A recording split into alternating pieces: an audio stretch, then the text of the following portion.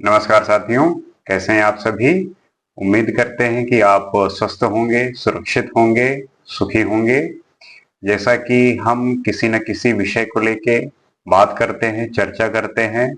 और समझने की कोशिश करते हैं कि जो भी कोई विषय है उसमें एक गहरी सोच, एक अच्छा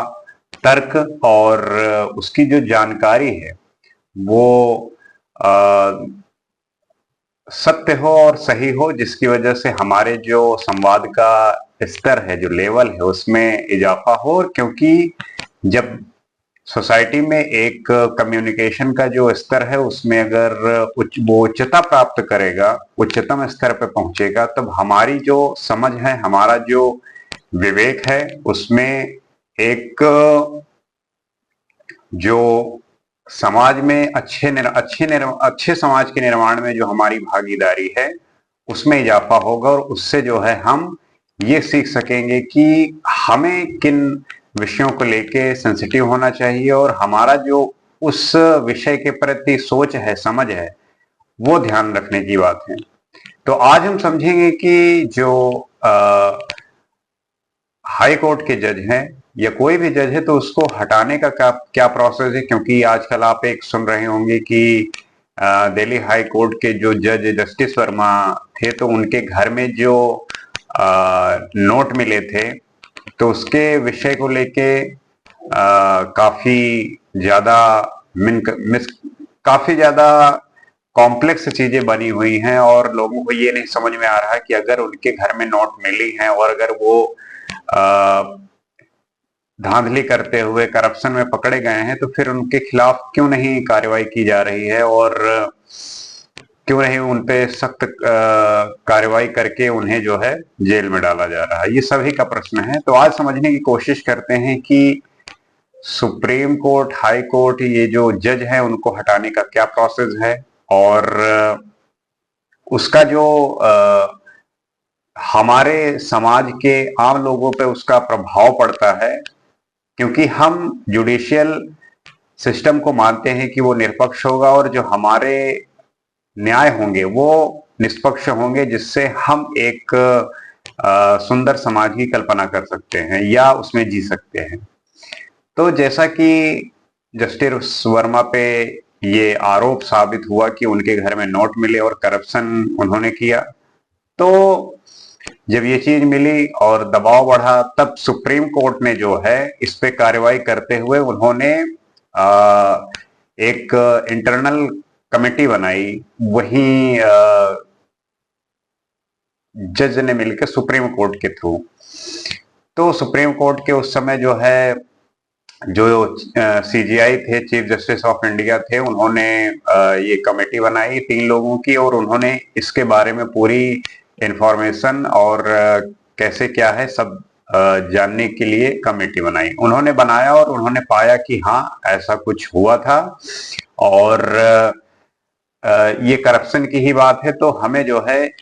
इसके खिलाफ कार्रवाई करनी चाहिए। तब जस्टिस वर्मा ने ही सुप्रीम कोर्ट के खिलाफ ये दाखिल कर दिया। इस बात को लेके उन्होंने पूछा कि सुप्रीम कोर्ट के पास ऐसी कौन सी जो ऐसा कौन सा पावर है या कॉन्स्टिट्यूशन ऐसा कौन सा आर्टिकल उन्हें प्रोवाइड कराता है कि आप मेरे ऊपर जो है एक इंटरनल कमेटी बनाएं और कमेटी के बनाने के बाद वो फिर हम पे जो है इंक्वायरी करे। क्योंकि जो हम पे कोई कार्रवाई करने का अधिकार है वो पार्लियामेंट का है, वो उसके थ्रू जो है हमें हटाया जा सकता है। आप कैसे कर सकते हो? तो सुप्रीम कोर्ट ने उन्हें बताया कि आर्टिकल 141 के तहत ये प्रावधान है कि हम आप पे एक इंटरनल कमेटी बना सकते हैं। तो बात यहाँ पे यही आती है कि हमारे भारत में जो लेजिस्लेचर है और जुडिशियल है और एग्जीक्यूटिव है, इनका अलग अलग काम है। ये अपने अलग अलग तरीके से काम करती हैं और होना भी चाहिए कि एक दूसरे के उसमें दखलंदाजी ना करते हुए चीजें इंडिपेंडेंट हो तो ज्यादा बेहतर होता है। क्योंकि जुडिशियल सॉरी क्योंकि जुडिशियल रिव्यू में अगर लेजिस्लेचर आता है तो फिर उसमें दखलंदाजी करना ठीक बात नहीं है, लेकिन अब जैसे जस्टिस खन्ना को हटाने की बात चल रही है, तो इसमें अब होगा क्या कि सबसे पहले आपको ये लोकसभा से या राज्यसभा से पहले पास कराना पड़ता है कि इनके खिलाफ जो है हमें इनको पद से हटाना है। तो चाहे लोकसभा हो, लोकसभा से आपको 100 सदस्यों की अनुमति चाहिए होता है और राज्यसभा से 50 लोग। अब उनसे अनुमति मिल जाने, ये बात अगर इतने लोग, इतने सदस्य जाके जो राज्यसभा के चेयरपर्सन हैं या लोकसभा के जो स्पीकर हैं, आप उनसे अनुमति ले लें कि हाँ इन्होंने ऐसा किया और इनके खिलाफ हम जो है इनको हटाने का जो है हटाना चाहते हैं। तो जब वहां से पास हो जाता है तब दोनों हाउस से, लोकसभा से या राज्यसभा से, लोकसभा और राज्यसभा दोनों से जो है हमें स्पेशल मेजोरिटी के साथ जो है ये पास कराना पड़ता है कि हाँ ये जो है करप्शन किए हैं और इन्हें हटाना चाहिए। तो अब इनको हटाने का जो प्रोसेस है वो पार्लियामेंट में स्टार्ट हो गया है और दोनों हाउसेस से अगर ये स्पेशल मेजोरिटी के साथ जो है पास हो गया तो जस्टिस खन्ना को पद छोड़ के जो है अगर उनके खिलाफ जो भी उचित कार्रवाई होगी वो करनी होगी, और जब ये साबित हो जाएगा कि हाँ इन्होंने करप्शन किया है तब इनके खिलाफ एक सही जो है एक पनिशमेंट या एक दंड देने का जो है प्रावधान करना चाहिए।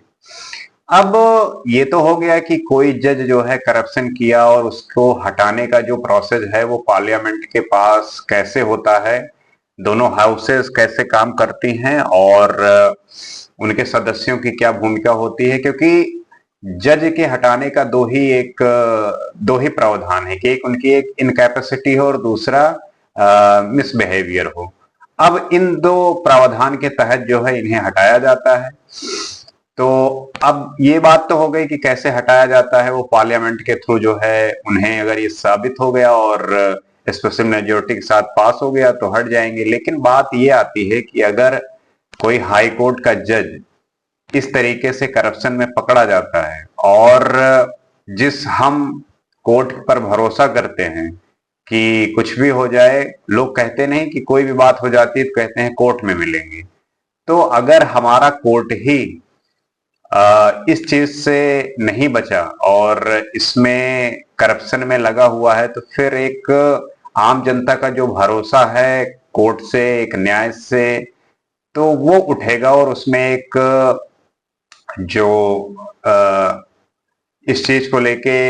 हम काफी कॉन्फिडेंट रहते हैं कि कॉन्स्टिट्यूशन ने हमें ऐसे राइट्स दी हैं और कोर्ट हमारे हमेशा न्याय के साथ खड़ा होता है, तो उसमें एक सवाल उठता है और ये सवाल जो है जायज भी है। तो यही बात, यही सवाल है और यही समझने की बात है कि अगर इस लेवल पे भी करप्शन हो रहा है तो ये बहुत निंदा का विषय है और जो भी ये कर रहा है उसके खिलाफ तो कार्रवाई होनी चाहिए, क्योंकि इससे जो है सिर्फ उस व्यक्ति का नहीं बल्कि उसका पूरे समाज पर और हर एक व्यक्ति के सोच पे जो है असर डालने वाला है, क्योंकि आपके किए हुए कृत्य से कितने लोगों का भरोसा टूटेगा और उससे कितने लोग इस बात से फिर अलग हटेंगे और ये सोचेंगे कि अगर